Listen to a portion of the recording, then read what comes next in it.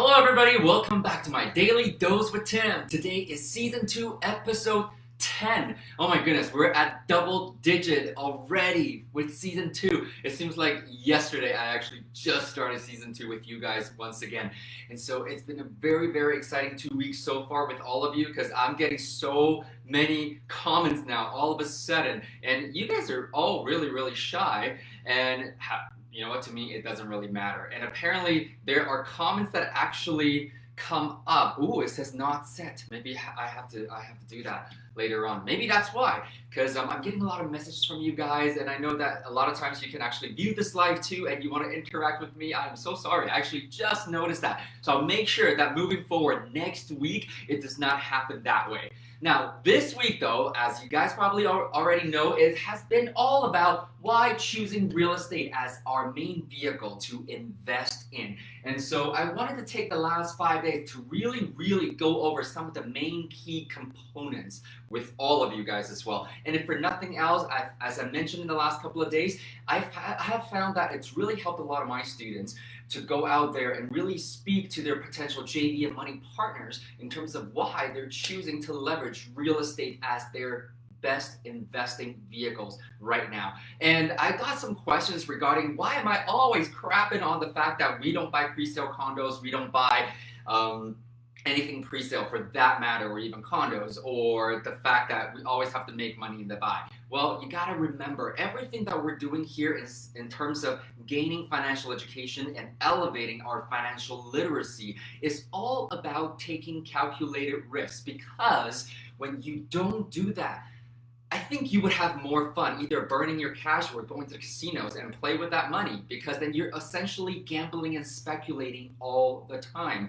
And a lot of you guys know my story already. I basically lost every last penny of my savings in my late 20s to a real estate development deal that I had no idea exactly what they were doing. It just sounded great. And that's the thing about real estate, is that it sounds great, it sounds amazing, it sounds attractive, and a lot of people flock to it at the same time. When you don't understand how to do your due diligence, it's hard for you to really truly understand when things don't go as planned, and yeah, especially when things go into the crappers. So this is what this whole education really is about. However, over the last few days, as I mentioned, it's been all about why invest in real estate. And today I got a bonus summary for you. And I know some of you guys have been asking for this and you're gonna love it, simply also because of the fact that over the last couple of days, I know if you have just joined me, you're probably going, oh my God, what the heck is he talking about here? And I also went back to look at a couple of episodes, and I realized that I have probably gone very theoretical over the last few days. However, a lot of the times the theories are necessary before we actually go into the application as well. However, hopefully, this session today will sum it all up for you in a pretty little chart. Maybe not pretty, however, you know, hopefully helpful nonetheless. I've basically drawn this out for you guys so that it really helps with summarizing the entire week of what we're talking about, plus a couple of bonus speaking points for you as well, and hopefully to help you connect the dots a lot better for you too. Because I understand that we all learn very differently, and so whatever helps. And if you want me to explain things in a different way, more drawings, more acting, whatever it may be, I mean, I'll maybe even sing a few lines. I don't know. Anyways, the point is, if there is a way that helps you learn, I'm totally open to feedback. I'm totally open to suggestion, because I know a lot of you guys have been liking and loving the videos and sharing the videos. And I've gotten feedback from people that have been teaching, their professors and their teachers, and yeah, and really highly appreciate it. So let's come back to this first, because I also want to make sure that everybody gets their homework as well, because last Friday we had our first set of homework. Remember, season two is designed to really give you the mindset, the knowledge, the step-by-step, the hard skills, the soft skills, and understanding, so that you can build and progress towards financial freedom yourself as well. And so here is what we got. I've basically broken it down to, because I've been doing a lot of comparisons over the week, and I even brought up gold and other things. However, right now I'm just going to basically say real estate as one main category, mutual funds and stocks as the second main category, and the last one is basically cash savings. Okay, cash savings. Now, the first thing that we spoke about, and I believe this is season 2, episode 6, beginning of the week, is the first factor of why we like real estate is the fact that in real estate, when it comes to the performance of your asset as well as the value of the asset, you actually can have full control over it. And this is also why we said cash flow, because cash flow falls under performance, because performance, when it comes to using cash flow to measure, it also really gives you an idea in terms of the yield that you can have, or again, cash on cash return, okay? And so when it comes to mutual funds and stocks, we have no control over it. Again, I mean, if you're the CFO of a certain major publicly traded company, and if you tell anybody about that, that is insider trading information. So for us, regular people, regular Joes, we have no control over how well or how poorly, let's say, stocks from Amazon and Facebook and Google are going to perform.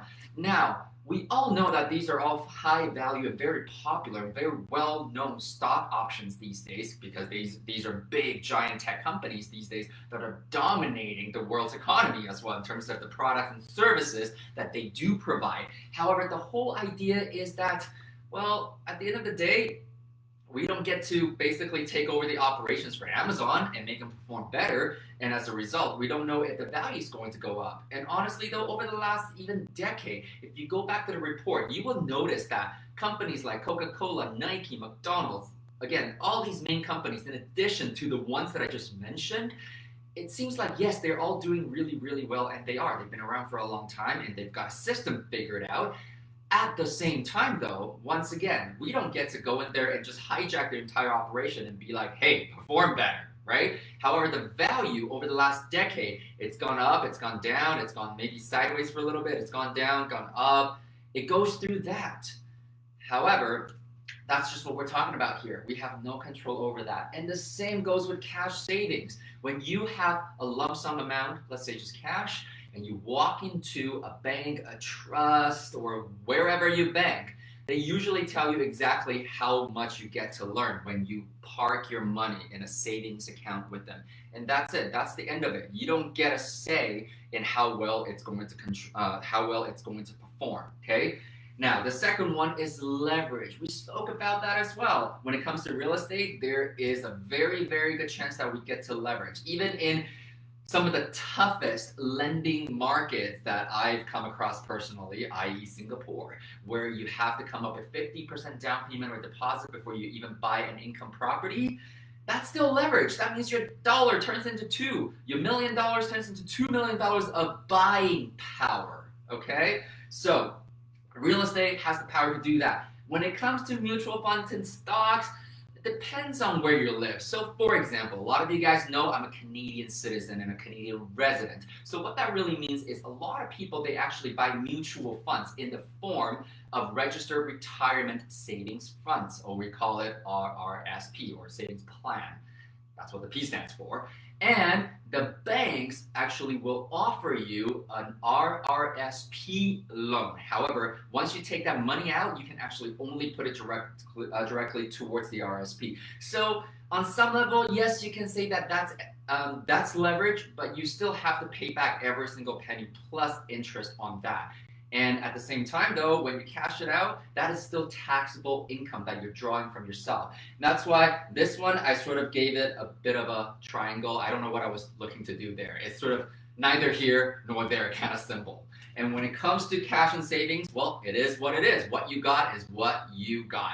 There's no leverage whatsoever. So the next thing here is tax benefits. And we spoke about tax benefits, I believe it was Wednesday part 3. So that would have been season 8. So tax benefits, real estate, definitely lots of tax benefits, especially when you are actually incurring general monthly expenditures. So you actually get to spend the money to make sure that your asset is performing and is being taken care of, and whatever leftovers that you make is what you get taxed on.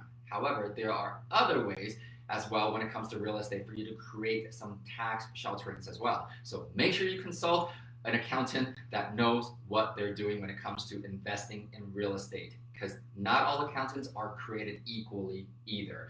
Now, moving over mutual funds and stocks, there's no tax benefits. Whatever it's made and whatever your tax bracket is at, that's basically where you're getting taxed at. And so for a lot of people, especially when it comes to stock and mutual fund investments, those are all passive investment options, which means you're getting taxed at a passive income rate, which means when you cash out your earnings, you're getting taxed at probably one of the highest tax brackets possible, okay? And then same thing with cash and savings as well. So I want you guys to think about this. Let's say if you want to park your money in a savings account these days at a Canadian bank, they offer you less than 1% per year. And that's a savings account. And that's what they call a high interest savings account. Okay. So let's just say that, you know what, you've done well, you got $1 million cash parked in a savings account, and you make 1%. 1%, that means you got $10,000 of interest coming from the bank for your $1 million.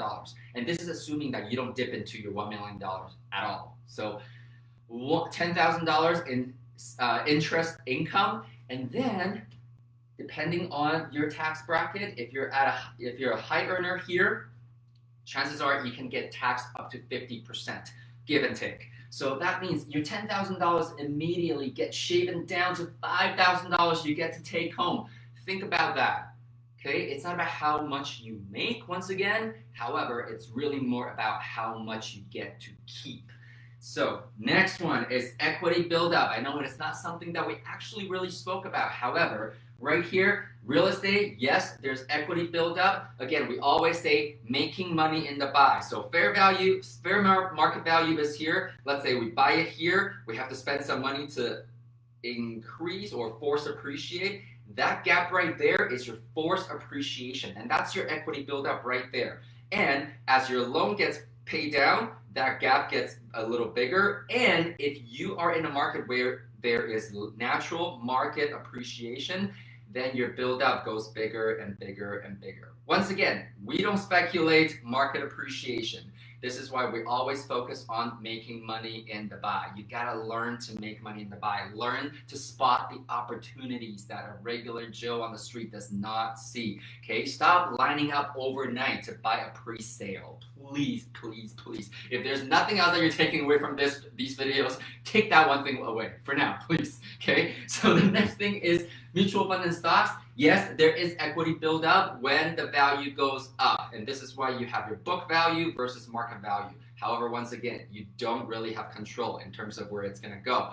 Can you buy it at this level and then it goes down to this level? Absolutely, and it can also go the other way, depending on what you're investing into. However, the possibility is there.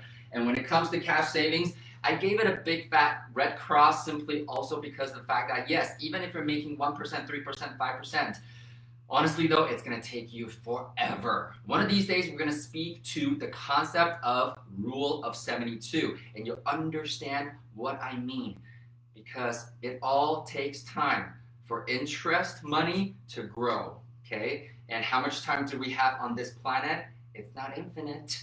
And so it's all about making sure that our money is working harder and more efficiently for us every step of the way, okay? So next one, hard asset. Real estate is a piece of hard asset. That means it's something that's tangible, that's real, that you can see, you can touch.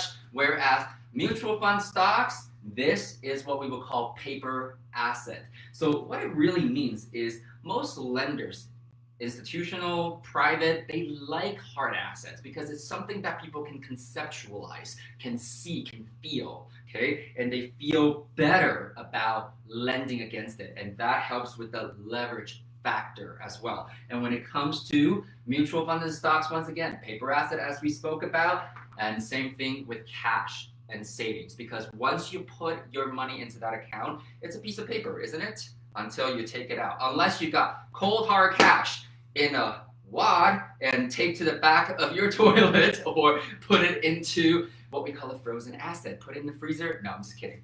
So unless you have physical cash that you're hanging onto in your household, that essentially the moment it goes into a bank account, it also turns into what we would call paper asset as well. And so there you have it. This is the main reason why we love investing in real estate. And the other thing is, I've got a few comments this season so far, and I would highly recommend that you also refer back to season 1 as well, simply because of the fact that so many of you think that I'm constantly telling people, okay, don't buy for appreciation, don't buy for appreciation. Okay, I want to make sure that I put some caveats in there, caveats, whatever. Some disclaimers in there. I'm not discouraging you from doing that. I'm just saying that, remember, when we're talking about the circle of wealth, where you're looking to fill your earned income bucket, your passive income bucket, and your equity income bucket, the idea is to round that wheel out as much as we possibly can so that your financial future is secured. Okay, so for most people, we have earned income from JOBs, just over brokes, and we have, maybe if we're diligent, we have some stocks, some mutual funds, some retirement saving plans, some cash. That's all in the equity bucket. Most of us just lack passive. And this is why, for the most part, oftentimes we get people started on building passive income first so that we can start to round out the wheel of wealth. And then once you are financially independent from your earned income and passive income bucket, or if you're financially free, solely relying on the passive income, then have a little fun. You can now go into the different markets, test out different strategies so that you can play the equity game. The equity game. There we go, that's a mouthful. So I just want to make sure that everybody understands what it is that I'm doing here, is that I'm preaching, number one, multiple streams of income so that you can create financial security around you and your family. And then number two, once you build that, then go out and have some fun with that. Then you can start to go into some gambling schemes. So you know what, at that point, if your day-to-day is paid for, you got a decent lifestyle from your passive income, you want to go out and buy pre-sale condos, then that's your decision. Okay, I still wouldn't do that because I would much rather do infills and developments myself at this point, because once you learn how to do these things, you will never settle for something that you don't have full control over, because after all, nobody cares more about your financial being than you. So that sums up the week right now in terms of content. When it comes to homework, I'm just gonna let you guys do this. Last week, we actually went through the list of creating a budget, meaning you were asked to go find out and be as accurate as you possibly can be to narrow down on your monthly expenses. So this week, I probably don't need to really write it. Well, maybe I do. I'll do that. This week, I want you to spend the next 7 days and really collect the information that you have on all the streams of income that you have, meaning your revenue. Okay, so for some of you guys, you probably understand what I'm doing here already. We're looking at your revenue, and then last week we already collected your expenses. We want to know how you are performing on a monthly basis so that becomes some targets and goals that you can set for yourself when you do start to learn and apply real estate investing like professionals do. Okay, so revenue, for a lot of people, there's probably job income or business income, and your job income could be 2 of them, 3 of them, I don't know. And then it could be maybe you're currently investing in something else that's giving you cash flow already, or some sort of cash yields from your bonds, from maybe other things, okay? However, just add it all up. And what we want here is the gross amount of everything. So what I mean by that is, if you open up your paycheck, let's just say that for the last 2 weeks, you made $4,000 in gross income. However, remember, pretty much every single paycheck, you'll see, if you're Canadian, Canadian pension plan, CPP gets deducted. You might have employment insurance gets deducted, EI. You might have company RSP plan, company stock options, and other things that are already being taken out of your paychecks. So those things, don't forget to include that back into your expenses column, okay? So make sure you do that. And we're gonna keep this going over the next few weeks, and I will share with you likely on week 5 in terms of why this has been so important. So that is it for this week's of My Daily Dose with Tim, and I really hope you enjoyed the whole series on why invest in real estate. I thank you for your participation, for your likes. Like the video right now if you can for me. I really appreciate that, and make sure that you share these videos with whoever you think could really benefit from a kick in the assets or some mindset adjustment. And you know what? I learned that from Mr. Pip Stellick, a kick in the assets, because 10 plus years ago, he kicked me in the assets, and that's what enabled me to be here to speak to you guys about this stuff as well. So thank you very much once again. Got a full weekend of conference coming up with Trust Your Talent this week, so I'm gonna hop off now, and hopefully I will see you back here next week with season 2, episode 11, as we continue your journey to financial freedom. Thank you so much, everybody. Have a great weekend. Have a great evening too, and live well.